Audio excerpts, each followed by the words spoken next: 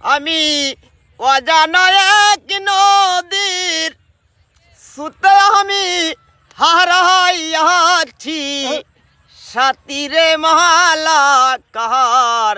লাগিয়া গাতি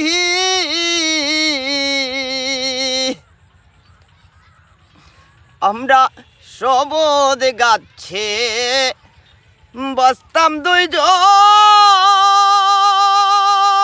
ও প্রাণ সকিরে শারীর আচল পেটে আমি অজানা এক নদীর সুতে আমি হারাইয়াছি সাতিরে মালাকার লাগিয়া গাতি